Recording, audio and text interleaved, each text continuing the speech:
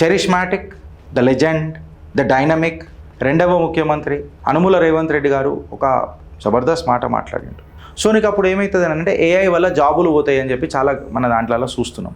AI అనేది రావాలనా, AI అనేది రావద్దా? First మీ comment రూపంలో నాకు అది చెప్పుండ్రి. ఏఐ వల్ల ఉద్యోగాలు పోతున్నాయి కాబట్టి ఏఐ ట్యాక్స్ అనేది ఒకటి పెడతారట. ఎవరు? రేవంత్ రెడ్డి. ఇలా తెలివితేటలు కేవలం తెలంగాణ గల్లీల వరకు పెట్టుకుంటే అది ఇంకా బెటర్ ఉంటుండే. టెక్నాలజీనే పనిష్ చేస్తానంటే ప్రోగ్రెస్ ఎలా వస్తుంది బాస్ అని చెప్పి అలా తెలంగాణలో ప్రజలు అడుగుతుంటే రేవంత్ రెడ్డి గారు ఏం మాట్లాడతారని చెప్పి మాట్లాడుతున్నారు. సో రిస్క్ కంటే ఎక్కువ నాకు బెనిఫిట్లు కనబడుతున్నాయి కదా రేవంత్ రెడ్డి గారు. మీకేమో రిస్క్ ఎక్కువ కనబడుతుంది, నాకు బెనిఫిట్లు ఎక్కువ కనబడుతున్నాయి. మళ్ళా ఇప్పుడు రేవంత్ రెడ్డి గారు కంప్లీట్గా ఏఐ ట్యాక్స్ని ఒక పొల్యూషన్ ట్యాక్స్తో కంపేర్ చేసుడు, ఆఫ్సెట్ చేసుడు అని అనేది నిజంగా నాకు ఒక సటైరికల్ పంచుకొట్టినట్టు అనిపించింది. నేను ఇలా ఫైనల్గా ఒక ముచ్చట అడుగుతున్నా ఫ్రెండ్స్ రేవంత్ రెడ్డి గారి గురించి. అసలు ఈయనకి ఏమైనా విజన్ ఉన్నదా, లేదా ఈయన విజన్ కేవలం కన్ఫ్యూజనా? ఫ్యూచర్ సిటీ కాదనన్నా నువ్వు ఒక ఫియర్ సిటీ చేస్తున్నావు పోరలకి ఇలా తెలంగాణలో. Gautam Model School, Sun City branch, admissions are open for 2026. No admission fee, free school uniform and also bus transportation available for nursery to 10th class. Hurry up. Address, Sun City branch opposite Kasturba Trust. Limited seats.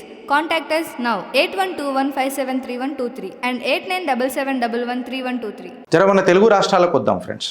మన తెలుగు రాష్ట్రాల కాడికి వస్తే charismatic, the legend, the dynamic రెండవ ముఖ్యమంత్రి అనుముల రేవంత్ రెడ్డి గారు ఒక జబర్దస్త్ మాట మాట్లాడిండు. ఆ జబర్దస్త్ మాట ఏందని అంటే ఇప్పుడు ఏఐ వస్తుంది కదా, ఏఐ వస్తే ఏం చేస్తానంటే అది మ్యాన్ పవర్ ఎఫిషియన్సీని కొంచెం పెంచుతుంది. అంటే ఎక్సెసివ్ మ్యాన్ పవర్ ఏదైతే ఉంటుందో చూడు మండేన్ యాక్టివిటీస్కి అది తానంతలో అది చేసేసుకుంటుంది. సో నీకు అప్పుడు ఏమవుతుంది అని అంటే ఏఐ వల్ల జాబులు పోతాయి అని చెప్పి చాలా మన దాంట్లో చూస్తున్నాం. మళ్ళీ ఏఐలో జాబులు పోతాయి అని అంటే ఉద్యోగాలు పోతాయి కాబట్టి ఏఐ అనేది రావాలనా, ఏఐ అనేది రావద్దా? ఫస్ట్ మీ కమెంట్ రూపంలో నాకు అది చెప్పుండ్రి. మనం అందరం అనుకుంటాం AI is making our life much more simpler and it is affecting our lives, it is enhancing our productivity అని చెప్పి మనం కూడా మాట్లాడతాం. ప్రొడక్షన్ మనకు పెరుగుతున్నది, మనం చేస్తున్నాము అని అన్నప్పుడు ఏఐ మంచిదే అని మనం అనుకుంటాం. ఏఐ వల్ల ఉద్యోగాలు పోతున్నాయి కాబట్టి ఏఐ ట్యాక్స్ అనేది ఒకటి పెడతారట. ఎవరు? రేవంత్ రెడ్డి. ఇప్పటికి ఇంకా కాలే ఇది, బట్ ఆయన మాట్లాడిండు. ఇది నేను గంభీరమైన ఆరోపణలు ఎవరి మీద చెయ్య, నా గౌరవ ముఖ్యమంత్రిమైన అసలే చెయ్య. AI tax for job losses, Revanth speech at Harvard amid tech disruption fears. Times of India 28 March 2026కి 12:50 పొద్దున హార్వర్డ్ దగ్గర మాట్లాడేసి వచ్చింది. ఇక ఈయన తెలివితేటలు ఏమని అనుకోవాలా? ఇలా తెలివితేటలు కేవలం తెలంగాణ గల్లీల వరకు పెట్టుకుంటే అది ఇంకా బెటర్ ఉంటుండే. కాకపోతే వీళ్ళు పోయి ఏడ మాట్లాడుతున్నారు? హార్వర్డ్లలో మాట్లాడుతున్నారు. ఏఐకి ట్యాక్స్ వేస్తానంటే జాబ్స్కి రిలాక్స్ అని అన్నట్ట. మళ్ళీ రేవంత్ అన్న నాకు అర్థం కాదంటే ఏఐ ఉండాలా వద్దా? మళ్ళీ రేవంత్ అన్న ఇలా డిజిటల్ డ్రామా ఏదైతే మాట్లాడుతున్నాడో మళ్ళీ దాని మీద జర మనం ఎక్స్పోజ్ చేద్దామా లేదా? సీఎం ఏమంటున్నాడంటే ఏఐ కంపెనీలు ఏవైతే ఉంటాయో దాని మీద ట్యాక్స్ వేస్తానని అంటున్నాడు ఈ కంపెనీ, ఏఐ కంపెనీలకు. దేనికోసము? To compensate job losses. ఇది నార్మలా లేకపోతే అన్యూజువలా, అబరేషనా? నేను మిమ్మల్ని అడుగుతున్నా. టెక్నాలజీనే పనిష్ చేస్తానంటే ప్రోగ్రెస్ ఎలా వస్తుంది బాస్ అని చెప్పి అలా తెలంగాణలో ప్రజలు అడుగుతుంటే రేవంత్ రెడ్డి గారు ఏం మాట్లాడతారని చెప్పి మాట్లాడుతున్నా. రేవంత్ రెడ్డి గారి ప్రతి మాట నాకు నిజంగా చెప్పాలంటే రెండు సైడ్లలో కొచ్చగా ఉంటుంది చూడు కత్తి, గట్లా అనిపిస్తుంది నాకు. ఏఐ అనేది డబుల్ ఎడ్జ్ సోడే. రేవంత్ అన్న నాలుక కూడా డబుల్ ఎడ్జ్ సోడే, నేను కాదని అంటలేను. రిస్క్ బెనిఫిట్ల కంటే ఎక్కువనే ఉంటుంది, నేను కాదని అంటలేను. మన రేవంత్ రెడ్డి కూడా రిస్క్ ఎక్కువ ఉన్నది కదా అని చెప్పి చెప్తున్నాడు, కానీ బెనిఫిట్స్ని పరిగణనలోకి తీసుకోమా? ఇప్పుడు నా సొంటోడు ఉండనుకో ఖచ్చితంగా నేను చెప్తా బెనిఫిట్స్ చాలు నేను నాకు ఏఐ అవుతున్నాను. ఇప్పుడు నేను కొన్ని థంబ్నెయిల్స్ అబ్సల్యూట్గా ఇప్పుడు ఇవన్నీ మేము కొనేవైతే చేస్తామో అది ఏఐల నుంచి జనరేట్ చేస్తున్నాం. వాళ్ళకి థీమ్ ఇచ్చి ఈ డేటా ఇచ్చి ఈ కలరు ఇది పెట్టుమనంటే అది ఏఐ జనరేట్ చేసి ఇస్తుంది. You need to take some packages. So maximum time నీకు కావాల్సిన కాన్సెప్ట్ ఏదైతే ఉందో ఏఐ జనరేట్ చేసి ఇస్తుంది. జనాలకు ఎక్కడి నుంచి ఏ పేపర్లలో వచ్చిందో కటింగ్స్ కూడా చూపిస్తుంది. అది మొత్తం చేసి బ్లెండ్ చేసుకుంటూ పోతుంటాయి. సో రిస్క్ కంటే ఎక్కువ నాకు బెనిఫిట్లు కనబడుతున్నాయి కదా రేవంత్ రెడ్డి గారు. మీకేమో రిస్క్ ఎక్కువ కనబడుతుంది, నాకు బెనిఫిట్లు ఎక్కువ కనబడుతున్నాయి. మళ్ళీ దేశ ప్రజలకు ఏం కనబడుతుందో మీకు ఒకసారి కమెంట్ రూపంలో చెప్పుర్రు. నాకు తెలిసి ఇది కత్తి కాదు సార్, ఏఐ అనేది ఒక టూలు. యూజ్ చేస్తే మీకు తెలుస్తుంది. ఇప్పుడు క్రెడిట్ కాన్సెప్ట్ కాడికి వస్తే ఏఐ కంపెనీస్ అనేది ప్రజల యొక్క క్రెడిట్ మీదనే ఆధారపడి ఉంటుంది కదా. ఏదైనా నువ్వు దాన్ని ఉపయోగిస్తేనే మంచిగా ఉపయోగం చేసుకోవచ్చు.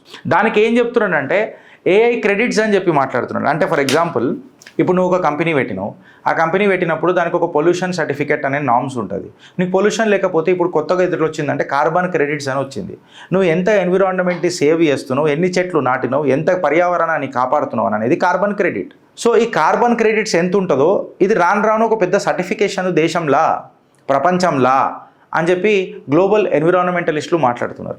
ఇప్పుడు రేవంత్ రెడ్డి గారు కంప్లీట్గా ఏఐ ట్యాక్స్ని ఒక పొల్యూషన్ ట్యాక్స్తో కంపేర్ చేసుడు, ఆఫ్సెట్ చేసుడు అని అనేది నిజంగా నాకు ఒక సటైరికల్ పంచుకొట్టినట్టు అనిపించింది. నేను కొట్టొచ్చు కూడా, కాకపోతే జర మళ్ళీ ఏమైనా కాంట్రవర్సీ అవుతుందేమో అని చెప్పి నేను ఆగిన. అంటే సాఫ్ట్వేర్ కంపెనీ స్మోక్ రిలీజ్ చేస్తుందా ఆయన? దాన్ని పొల్యూషన్ ఆఫ్సెట్లో మీరు మాట్లాడుతున్నారు. లేక కోడ్ రాస్తుందా ఒక సాఫ్ట్వేర్ కంపెనీ? దాన్ని పొల్యూషన్ కార్బన్ క్రెడిట్స్తో పెట్టడం ఏంది, ఏ ట్యాక్స్ చేసుడైంది? బేసిక్ ఎకనామిక్స్ అనేది గౌరవ ముఖ్యమంత్రికి ఏమన్నా తెలుసా? ఏఐ అనేది కొత్త జాబులు ఇస్తుంది, హై ప్రొడక్టివిటీ పెంచుతుంది, మ్యాన్ పవర్ని, గ్లోబల్ ఇన్వెస్ట్మెంట్ని పెంచుతుంది. మీరు కూడా ఏఐ వాడుతున్నారు కదా కొంతమంది దగ్గర. సో అంటే ఇప్పుడు ఏఐని తేమంటున్నారా, వద్దంటున్నారా? ఒక జాబ్ క్రియేటర్ని ట్యాక్స్ చేస్తే జాబ్స్ ఎక్కడి నుంచి వస్తాయి? ఈ తరం యువకులకు భారతదేశం వెనకడుగేస్తుందా ఇయ్యదా? అప్పుడు నేను ఇలా రేవంత్ రెడ్డి గారిని అడుగుతున్నా, మరి దీని మీద ఏం మాట్లాడతారు? ఇన్వెస్టర్కి మీరు ఏం సిగ్నల్ ఇస్తున్నారు రేవంత్ అన్న? ఏఐ కంపెనీ అని చెప్పి మీరు మాట్లాడితే గ్లోబల్ కంపెనీకి మీరు ఏమని మెసేజ్ ఇస్తున్నారా? నువ్వు ఒక దిక్కు ఏమో మీరు ఎంఓయూలు సంతకం చేసుకొని వస్తానంటున్నారు ప్రపంచ దేశాలకు పోయి. Come invest in Bhagyanagaram, Hyderabad, Telangana అని చెప్పి మీరు శిల్క పలుకులు పలుకుతున్నారు. మీరు హార్వర్డ్లో పోయి ఏమని మాట్లాడారంటే ఏఐ కంపెనీల మీద ట్యాక్స్ వేస్తా అంటారు, ఫ్యూచర్ మొత్తం ఏఐ ఉన్నది. అంటే మీ ఇన్వెస్టర్ కాన్సెప్ట్ ఏ రకంగా ఉన్నది అని చెప్పి నేను మాట్లాడుతున్నా. Welcome to Telangana friends. అయోమయంలా అనుముల వారికి స్వాగతం, సుస్వాగతం. అంటే తెలంగాణలో ఇన్నోవేషన్కి ఎంట్రీ లేదనమాట, లేదా ఎంట్రీ ఫీ పెట్టిండనమాట కరెక్ట్గా మాట్లాడుకుంటే. అసలు గ్లోబల్ ట్రెండెడ్ అవుతున్నది, మన అనుముల వారి లోకల్ థింకింగ్ ఏమున్నది అని చెప్పి నేను మాట్లాడుతున్నాను. దునియా మొత్తం ఏమో ఏఐకి ఇన్సెంటివైజ్ చేస్తుంటే, ఏడవడతాడ ఏఐ హబ్బులు తయారు చేస్తుంటే, మన రేవంత్ రెడ్డి గారేమో ఏఐకి ట్యాక్స్ వేస్తారట, ఏఐకి భయపడతారట, దాని రిస్క్ ఎక్కువ ఉంటుందట. వరల్డ్ ఏమో ఫార్వర్డ్ అవుతున్నది, ఫార్వర్డ్ గేర్లో పోతున్నది, మనోడేమో రివర్స్ గేర్ వేసి వెనకకి తీసుకుపోతానంటే నేను వెనకకి ఎంత స్పీడ్ నడుపుతా చూడు అని చెప్పి మనతో మాట్లాడే ప్రయత్నం చేస్తాడు. మళ్ళీ గ్రౌండ్ రియాలిటీ ఏమున్నది అని అంటే రేవంత్ రెడ్డి ముఖ్యమంత్రి ఎట్లయిండో అని చెప్పి నాకు ఇలా అర్థమవుతున్నది. ఇది తెలంగాణ ప్రజలకు కర్మరా నాయన అని చెప్పి అర్థమవుతున్నది. అసలు జనరల్గా ఏఐ వచ్చిన తర్వాత జాబులు తింటున్నది అని అంటే, ఏఐ వచ్చిన తర్వాత పూరలకు ఎట్లాంటి స్కిల్స్ నేర్పిస్తే అవుతుంది, స్కిల్ గ్యాప్ని ఎట్లా తక్కువ చేస్తే అవుతుంది అని అనేది చాలా ఇంపార్టెంట్. ఈ స్కిల్ గ్యాప్ తక్కువ చేయాలని అంటే ఎడ్యుకేషన్ గ్యాప్ ఎట్లా ఫిలప్ చేయాలనేది ఉంటుంది. ఏ ట్రైనింగ్ చేస్తే ఇలా స్కిల్ పెరుగుతుంది అనేది ఒకటి ఉంటుంది. అంతేగాని నేను ట్యాక్స్ వేస్తా, స్కిల్ బిల్డ్ చేయాలి కానీ బిల్లు బిల్డ్ చేస్తా అంటాడేంది రేవంత్ అన్న? నాకు అర్థం కాదు. మీ కమెంట్ రూపంలో చెప్పురి ఫ్రెండ్స్ జర నాకు. అన్న మీకు తెలుసో తెలియదో ఒక ఎకనామిక్ లాజిక్ చెప్తున్నా. మీకు ఎకనామిక్ లాజిక్ ఉందో లేదో నాకు తెలియదు, కేవలం ఎంతసేపు సెటిల్మెంట్ లాజిక్ మీకు గట్టిగా ఉంటుంది. కానీ ఇప్పుడు ఏఐ వస్తే ప్రొడక్టివిటీ పెరుగుతుంది, ప్రొడక్టివిటీ పెరిగితే గ్రోత్ పెరుగుతుంది, గ్రోత్ పెరిగితే జాబ్ షిఫ్ట్లు పెరుగుతాయి, జాబ్ షిఫ్ట్లు పెరిగితే ఆర్థిక వనరులు పెరుగుతాయి, ఆర్థిక వనరులు పెరిగితే తెలంగాణ మళ్ళా సస్యశ్యామలం అవుతుంది. నువ్వు గ్రోత్లకు బ్రేక్ వేసి జాబ్లను సేవ్ చేద్దామని అంటే కుదురుతుందా? నేను ఇలా ఫైనల్గా ఒక ముచ్చట అడుగుతున్నా ఫ్రెండ్స్ రేవంత్ రెడ్డి గారి గురించి. అసలు ఈయనకి ఏమైనా విజన్ ఉన్నదా, లేదా ఈయన విజన్ కేవలం కన్ఫ్యూజనా? ఈయనకు ఏదైనా పాలసీ ఉందా, లేదా పాలసీ కాంట్రడిక్షన్ ఒకటి తెలుసా? ఈయనకు ఫ్యూచర్ మీద ఏమైనా అవగాహన ఉందా? ఈయన ఫ్యూచర్ అని మాట్లాడతాడు, కాకపోతే ఈయన పథకాలు మొత్తం ఫియర్ బేస్డ్ లాజిక్తో నడుస్తాయి. ఇంకా ఒకటే మాటలో మన అనుముల వారిని నేను పరిచయం చేయాలని అంటే, ఫ్యూచర్ సిటీ కాదనన్నా నువ్వు ఒక ఫియర్ సిటీ చేస్తున్నావు పొరలకి ఇలా తెలంగాణలో.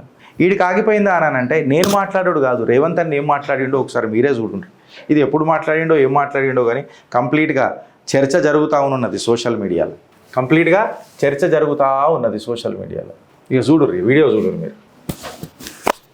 భారతదేశంలోని 29 రాష్ట్రాలలో సముద్రపు ఒడ్డు లేని ఏకైక రాష్ట్రం తెలంగాణ రాష్ట్రం. ఇక నేను ఏం మాట్లాడాలి రేవంత్ రెడ్డి గారు. 29 రాష్ట్రాల సముద్రపు ఒడ్డు లేని ఏకైక రాష్ట్రం తెలంగాణ రాష్ట్రం అట. సుమారు 19 ల్యాండ్ లాక్డ్ స్టేట్స్ ఉన్నాయి, కేవలం 9 రాష్ట్రాలకే కోస్టల్ లైన్ ఉంది. రేవంత్ రెడ్డి గారు అవగాహన. ఇంకా you are the education minister of Telangana. అది గొప్పతనం. రేవంత్ రెడ్డి గారి పరిపాలన గురించి నేను సపరేట్గా మాట్లాడాల్సిన అవసరం లేదు. రాజగోపాల్ రెడ్డి గారే మాట్లాడినారు మొన్న అసెంబ్లీ సాక్షిగా. అధ్యక్ష ఏంది అధ్యక్ష విద్యా విధానము, టాయిలెట్లు గతి లేవు అధ్యక్ష. నేను నా నల్గొండ జిల్లాలో తిరుగుతూ ఉంటే బాలికలు పడుతున్న ప్రాబ్లమ్స్ చూసి నాకు ఏడుపొచ్చింది అధ్యక్ష అని చెప్పి కాంగ్రెస్ ఎమ్మెల్యే, కాంగ్రెస్లో దురంధరుడు కోమటిరెడ్డి రాజగోపాల్ రెడ్డి గారు మాట్లాడుతుంటే రేవంత్ రెడ్డి గారు అసలు ఆయన ముఖమే మారిపోయింది. నిజంగా ప్రభుత్వంది ఏ రకంగా ప్రజాపాలన జరుగుతుందని అనేది అర్థం చూపించిండు కోమటిరెడ్డి రాజగోపాల్ రెడ్డి గారు. ఫ్యాక్ట్గా హాస్టళ్లలో దుస్థితి గురించి మాట్లాడిండు, పోరలు తినే తిండి గురించి మాట్లాడిండు. వీళ్ళు పెద్ద పెద్ద పోకడ మాటలు మాట్లాడుతున్నారు కదా కాంగ్రెస్లో, అది మొత్తం బట్టబయలు చేసిండు. సుమారు ఒక బాత్రూంలకు పోవాలని అంటే బాలికలకు 2 గంటలు 3 గంటలు పడుతుంది అధ్యక్ష. ఇది ప్రభుత్వానికి కనబడతలేదు అధ్యక్ష, ఇదేంది అని చెప్పి ఆయన మాట్లాడుతున్నాడు. మళ్ళీ ఎడ్యుకేషన్ మినిస్టర్ ఆయనకే పోర్ట్ఫోలియో ఉంది కదా ముఖ్యమంత్రి వర్యులకు, మళ్ళీ ఏం చేస్తున్నాడు ముఖ్యమంత్రి వర్యులు అని చెప్పి మాట్లాడుతుంటే రేవంత్ రెడ్డి ఏమైనా మాట్లాడగలుగుతాడా? ఇది నేను మాట్లాడడం కాదు. సరే గిరీష్ గారు విమర్శించిండంటే రేవంత్ రెడ్డి అంటే పడతలేదు, కాంగ్రెస్ అంటే పడతలేదు అని చెప్పి మీరు అనుకోవచ్చు. కోమటిరెడ్డి రాజగోపాల్ రెడ్డి గారు నిజంగా చెప్పాలంటే ప్రజాహితంలా, ప్రజాపాలన హితంలా కాంగ్రెస్ పార్టీని మరొకసారి గెలిపించుకోవాలనే దృక్పథంలో సంకల్పంతో మాట్లాడుతున్న మాటలు కరెక్టే కదా ఫ్రెండ్స్. ఇలా సచ్చా కాంగ్రెస్ కోమటిరెడ్డి రాజగోపాల్ రెడ్డి కదా అని చెప్పి నాకు అనిపిస్తుంది. ఎందుకంటే రేవంత్ రెడ్డి ఇవన్నీ మాట్లాడతలేడు. ఇవన్నీ మాట్లాడకుండానే రేవంత్ రెడ్డి పూతలు పూసేస్తున్నాడు. కోమటిరెడ్డి రాజగోపాల్ రెడ్డి గారు కూడా ఏం మాట్లాడినారో ఒకసారి మీరు వినండి. చెప్తా, నాకేం భయం లేదు. అధ్యక్ష ఏమంటారు అంటే, నేను అధికార పార్టీ ఎమ్మెల్యేకి ఒక మాట చెప్తున్నా బాధతోటి అధ్యక్ష. కేవలం మంత్రుల నియోజకవర్గంలో, ముఖ్యమంత్రి నియోజకవర్గంలో కాంట్రాక్టర్లు పనిచేస్తున్నారు, వాళ్ళు బిల్లు వస్తున్నాయి, కానీ ఎమ్మెల్యేల నియోజకవర్గంలో మాత్రం బిల్లులు రావడం లేదు అధ్యక్ష. ఇది ఎందుకు? ఎమ్మెల్యే లేకుంటే ముఖ్యమంత్రి మంత్రులు ఉన్నారు అధ్యక్ష, ఈ ప్రభుత్వం ఉందా? రేవంత్ రెడ్డి గారికి ఇంకే నేను ఏం మాట్లాడాలి రేవంత్ రెడ్డి గారి గురించి స్పెసిఫిక్గా? ఆయన ఏమని అన్నాడు? ముఖ్యమంత్రి నియోజకవర్గంలోనే కాంట్రాక్టులు ఉంటాయా? ముఖ్యమంత్రి నియోజకవర్గంలోనే కాంట్రాక్టులకు పేమెంట్లు వస్తాయా? నిధులు విడుదలైతాయా? ముఖ్యమంత్రి అనే వ్యక్తి ఎట్లా అయింది అధ్యక్ష తెలంగాణకు? అందరు ఎమ్మెల్యేలు కలిసి మేము ఎన్నుకుంటేనే కదా ముఖ్యమంత్రి అయిండు. ముఖ్యమంత్రి అనగానే కొమ్ములు వస్తాయా అని ఇండైరెక్ట్గా మాట్లాడాడు. మళ్ళీ ఇలా నేను ఏమడుగుతున్నానంటే, వాళ్ళు కోమటిరెడ్డి రాజగోపాల్ రెడ్డి గారు మాట్లాడుతున్నది వాస్తవాలు కదా. అసెంబ్లీ సమావేశాలలో మనం డిస్కస్ చేయాల్సింది కూడా గదే కదా. ప్రజల హితంలా, ప్రజల సంక్షేమం కొరకు మాట్లాడాల్సిన మాటలు కేవలం ఒక పొలిటికల్ వెండేటా మీద మాట్లాడుతున్నారు. ఇలా కోమటిరెడ్డి రాజగోపాల్ రెడ్డి లాంటి నాయకులు కావాలి కాంగ్రెస్ పార్టీకి. అగర్ కాంగ్రెస్ ఇప్పుడు రేవంత్ రెడ్డి గారు అంటారు కదా 8 సంవత్సరాల పాటు నేనే పరిపాలిస్తా, నేనే ముఖ్యమంత్రి అని అంటారు. ఎట్లా ముఖ్యమంత్రి అవుతాడో నాకు అర్థం కాదు 8 సంవత్సరాల పాటు. బికాస్ ఆయన మాట్లాడుతున్న మాటలు నాకు ఒకటి జర ఈడ మనసుకు తగలయి, దిమాక్లకు కూడా ఎక్కాయి. ఏఐకి ట్యాక్స్ వేస్తా అంటాడు. ఇక అసొంటి ముఖ్యమంత్రి ఆయన కూడా ఎడ్యుకేషన్ మినిస్టర్ మళ్ళా అని అంటే ఇక మీరు అర్థం చేసుకోండి. యాక్చువల్లీ ఇలా ముఖ్యమంత్రి గారి లా అండ్ ఆర్డర్ మీద కూడా ఒక చిట్టా ఉండే, ఆ వ్యక్తి రాలే. ఆ వ్యక్తి వచ్చినప్పుడు ఖచ్చితంగా రేపు వస్తాడొచ్చు, మాట ఇచ్చిండు, రేపు వస్తే దాని మీద కూడా మాట్లాడదాం. ముఖ్యమంత్రి స్థాయిలో ముఖ్యమంత్రి గారు మళ్ళా రేవంత్ రెడ్డి గారు పాస్ అయినరా ఫెయిల్ అయినరా మీ కమెంట్ రూపంలో చెప్పుండ్రి. As a home minister of the state ఆయన పాస్ అయినరా ఫెయిల్ అయినరా మీరు నేనే ప్రత్యక్ష సాక్షి నా మీద దాడి జరిగినప్పుడు. ఇంకొక విషయం ఏంది తెలుసా? హైలైట్ అయిందనంటే ఎడ్యుకేషన్ మినిస్టర్గా రేవంత్ రెడ్డి గారు సక్సెస్ఫుల్ అయినరా అనేది ఆలోచించాలి. మా నియోజకవర్గాలలో మేము పనులు చేసుకోవద్దా అధ్యక్ష? ప్రజాపాలన ఎట్లయితుంది? మీ ఎమ్మెల్యే, నువ్వు ప్రజల కాడికి దూరం మాట రేవంత్ అన్న, మీ ఎమ్మెల్యేలే మీ మీద విమర్శ చేస్తారు. కోమటిరెడ్డి రాజగోపాల్ రెడ్డి గారు మాట్లాడింది విమర్శ కాదు, అబ్సల్యూట్ ఫ్యాక్ట్. ఎడ్యుకేషన్ డిపార్ట్మెంట్లో జరుగుతున్న లొల్లిలు పంచాయతీలు ఏందో క్లియర్ కట్గా నగ్నంగా బాత్రూమ్లు అందరు నంగనే, కాకపోతే కంప్లీట్గా బలబేష్ మరీ చూపిస్తున్నాడు ఆయన. ఇసుంటోళ్ళు కదా కాంగ్రెస్కి కావాలా? ఇసుంటోళ్ళే కాంగ్రెస్కి ముఖ్యమంత్రులు అయితే కాంగ్రెస్కి కొంచెమో గొప్పనో భవిష్యత్తు ఉంటుంది. ప్రజాసేవల మునిగినోలతోనే ఉండడం అనేది కాంగ్రెస్ పార్టీ హితం, అది వేరే విషయం. గల్లీ నుంచి ఢిల్లీకి ఎంత పయ్యపినమనే దాని మీద ముఖ్యమంత్రి డిసైడ్ అవుతాడు అని అంటే ఇప్పటికీ 3 రాష్ట్రాలలో మిగిలింది కాంగ్రెస్. ముట్టామూలే సర్దుకొని మొత్తం 3 సార్ల నీళ్ళు తాగిపిస్తారు మళ్ళీ ప్రజలు కాంగ్రెస్కి. అది కూడా ఇలా 3 రాష్ట్రాలు రేపు ముక్త భారత్ అయిపోతుంది కాంగ్రెస్. భారత్ మాతాకి జై.